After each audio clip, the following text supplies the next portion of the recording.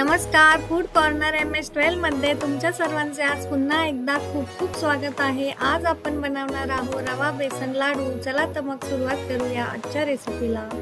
रवा लागणार आहे, बेसन घेतले आपण, इथे तूप लागणार आहे, वेलची पावडर आणि साखरची पावडर म्हणजेच पिठी साखर आपण इथे घेतलेली आहे।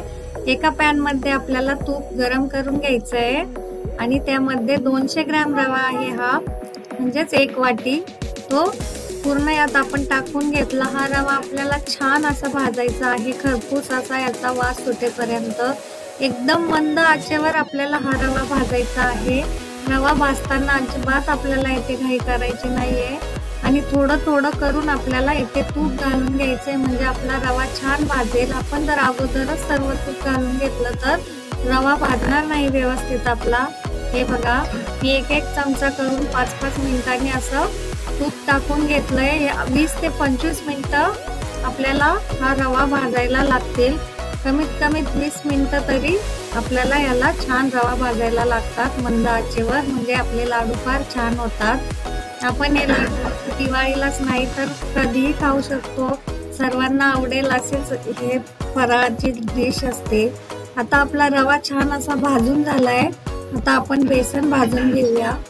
2 ते 3 मोठे चमचे मी पुन्हा इथे तूप टाकले, साजूक तूप घेतले आपण आणि बेसन सुद्धा आपण 200 ग्रॅम घेतलंय, म्हणजे जेवढा बेसन रवा घेतलाय तेवढाच बेसन घेतलंय आपण। त्याच आकाराच्या वाटीने आपण बेसन सुद्धा घेतलंय। हे सुद्धा थोडं थोडं तूप टाकून आपल्याला मंद गॅसवर छान असं भाजून घ्यायचंय।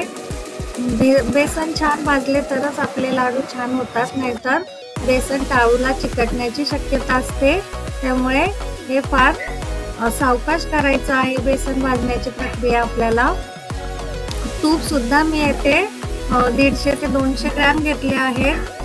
एक वाटी तूप मोठी घेतलेली आहे मी, कारण आपल्याला पाकाचे लाडू नाही करायचे आहे, बिना पाकाचे लाडू आपण येथे करणार आहोत। हे बघा, छान असं बेसनचं मिश्रण सुद्धा आपलं भाजून झालंय। आता हे थोडंसं थंड झालं की रवा आणि बेसन छान असं आपल्याला मिक्स करून घ्यायचंय। एकदम छान असा सुगंध सुटलेला आहे रव्याचा सुद्धा आणि बेसनचा सुद्धा। हे सर्व छान असं आता मिक्स झालंय आपलं। आता साखर घेतली आपण, 400 ग्रॅम आपलं रवा आणि बेसन आहे, येथे 200 ग्रॅम साखर घेतली। आपल्याला गोडी जर जास्त आवडत असेल लाडूची तर आपण साखरचे प्रमाण वाढवले तरी सुद्धा येथे चालू शकेल। थोडंसं पूर्ण थंड होऊ दिलेलं नाहीये आपण, थोडीशी वेलची पूड टाकली मी 1 चमचा। थोडंसं गरम असतानाच मी साखर टाकली आहे, म्हणजे व्यवस्थित आपल्याला लाडू वळवता येईल। लाडू वळवताना आपल्याला दुधाची किंवा तुपाची अजिबात येथे गरज भासणार नाहीये, कारण आपण छान असं मिश्रण आपलं भाजून घेतलेलं आहे। आता येथे मी बेदाणे घालून घेतलेले आहेत। आपल्याला आवडीचे कुठलेही ड्रायफ्रूट आपण येथे घालू शकतो, किंवा नसेल आवडत तर नाही घातले तरी चालेल, तसेच हे लाडू फार टेस्टी लागतात।